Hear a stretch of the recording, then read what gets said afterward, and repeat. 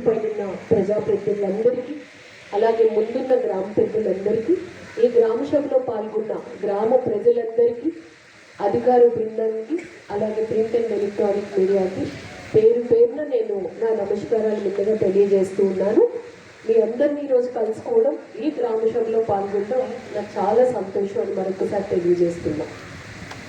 ఒక గ్రామం అభివృద్ధి చెందాలి అంటే ముందు గ్రామంలో యూనిట్ ఒక కుటుంబం, ఒక 10 కుటుంబాలు 20 కుటుంబాలు కలిస్తే ఒక వార్డు, ఒక 10 వార్డులు కలిస్తే ఒక గ్రామం. ఇక్కడ చూస్తే మనకి పెద్ద గ్రామం దగ్గర 6500 పాపులేషన్ ఉంది.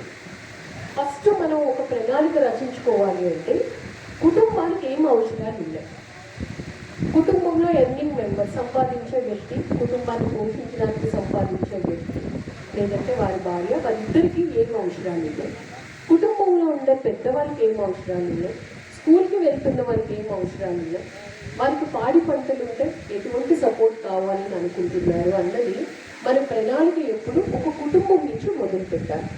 సో వ్యక్తిగతంగా జీవనోపాధి పెరిగి ఉన్నతమైన జీవన ప్రమాణాలతో ఒక కుటుంబం ఈ గ్రామంలో ఉండాలి అంటే వారి అవసరాలు ఏంటి, అక్కడ నుంచి కానీ మనకు మొదలైతే చాలా చక్కటి ప్రణాళిక అన్నది మనం తయారు చేసుకోగలం.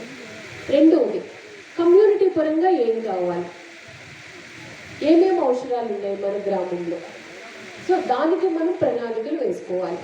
ఇప్పుడు కమ్యూనిటీ పరంగా ఏం కావాలి అన్నప్పుడు మీరు చెప్పారు, మంచి సీసీ రోడ్స్ కావాలి, డ్రైన్స్ కావాలి, అలాగే బరియల్ గ్రౌండ్స్ లేవు, బరియల్ గ్రౌండ్స్ కావాలి, చాలా ఆవులు గేదెలు అన్నీ ఉండేవి ఈ మధ్యకాలంలో అమ్మేశారు, మళ్ళీ వాటికి లోన్స్ ఇవ్వండి.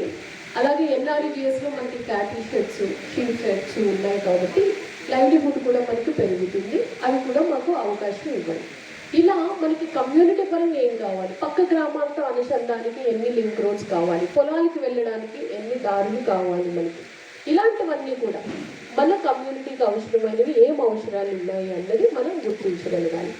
అలాగే గ్రామంలో మరింత మౌలిక సదుపాయాలు మనం పెంచడానికి ఏమేమి అవసరాలు ఉన్నాయి, గ్రామంలో మానవ వనరులు ఎలా ఉన్నాయి, ఎంతోమంది 18 సంవత్సరాలు దాటిన వాళ్ళు ఇంటర్మీడియట్ డిగ్రీ కంప్లీట్ చేసి ఖాళీగా ఉన్న వాళ్ళు చాలామంది ఉన్నారు. వారిని ఒక దారిలో పెట్టి వారిని సంపాదించే వ్యక్తులుగా మనం ఏ విధంగా తీర్చిదిద్దాలి అన్న ఆలోచన కూడా మనం ఉండాలి. హ్యూమన్ రిసోర్స్ డెవలప్మెంట్ అనేది, అలాగే సోషల్ డెవలప్మెంట్, సాంఘిక పరంగా మన గ్రామం ఏ విధంగా అభివృద్ధి చెందాలి. ఇక్కడ చూస్తే ఎంతో ముచ్చటేస్తుంది, కులమతాలకి అతీతంగా అందరూ కలిసి ఉన్నారు. ఇది ఒక గ్రామ సభ. ఏదైనా ఒక గ్రామంలో ఒక పండుగ నిర్వహించుకోవాలంటే అంత కలిసి నిర్వహించుకోవాలి.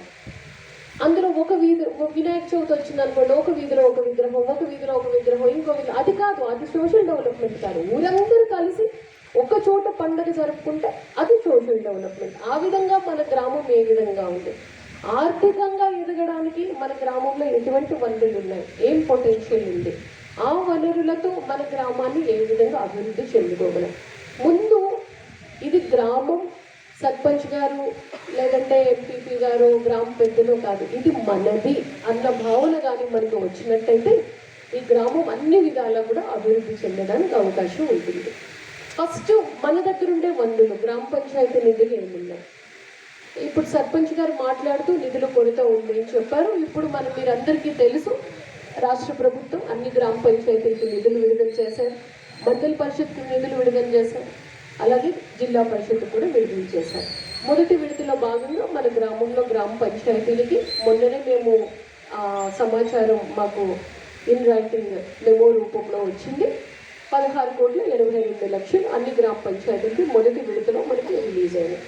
సో వాటితో ఇమ్మీడియట్గా చిన్న చిన్న అవసరాలు ఎప్పటి నుంచో పెండింగ్ ఉండిపోయి ఈ పైప్ లైన్స్ మరమ్మతులకు నోచుకోకుండా ఈ శానిటేషన్ ఇష్యూస్ ఇలాంటి వాటికి ఇమ్మీడియట్గా మనం వాటికి వెలిటి అన్నది లేకుండా వాటిని ఉపయోగించుకొని కొంతమేర మన గ్రామాన్ని తీర్చిదిద్దుకోవడానికి మనకి అవకాశం ఉంది. పెద్ద అవకాశం ఏంటి అంటే జాతీయ గ్రామీణ ఉపాధి హామీ పథకం.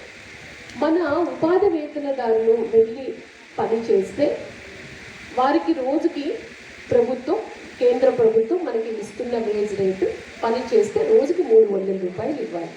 కానీ కొలతల ప్రకారం వాళ్ళు పని చేస్తే రోజుకు 300 రూపాయలు వస్తుంది. ఉదాహరణకి మనకు 100 రూపాయలు ఇచ్చామనుకోండి, తిరిగి మెటీరియల్ కాంపోనెంట్ రూపంలో మనకు 66 రూపాయలు వెనక్కి ఇస్తారు మన గ్రామ పంచాయతీకి, కేంద్ర ప్రభుత్వం రాష్ట్ర ప్రభుత్వాలు కలిపి. అలా మనకు వచ్చిన మన ఉపాధి వేతనదారులు కష్టపడి పనిచేసి మనకి మెటీరియల్ కాంపోనెంట్ రూపంలో వెనక్కి తీసుకొస్తున్న డబ్బులతో మన గ్రామంలో అనేక పనులు చేసుకోవచ్చు. అందులో మీకు ఇప్పుడు పీడీ బొమ్మ గారు, ఏపీఓ గారు 87 రకాల పనుల గురించి మీకు వివరించారు. ఆ 87 రకాల పనుల్లో వ్యక్తిగతంగా ఒక కుటుంబానికి అవసరమైనవి ఉన్నాయి, సామాజికంగా కూడా అవసరమైనవి ఉన్నాయి. అందులో ముఖ్యంగా మనం చేయాల్సింది ఏంటంటే, పొలాలకి ట్రెంచెస్ వేసుకోవాల్సిన చోట, లేదంటే ఫామ్ పాయింట్స్ పెట్టుకోవాల్సిన చోట, బండ్ ప్లాంటేషన్, ఎక్కడైనా కోకోనట్ ప్లాంటేషన్ వేయాల్సింది, లేదంటే హార్టికల్చర్, చాలా రకాల పండ్ల తోటలు పెంచడానికి అవకాశం ఉంది. హార్టికల్చర్ ఏ విధంగా మనం చేయాలి, వాటర్ హార్వెస్ట్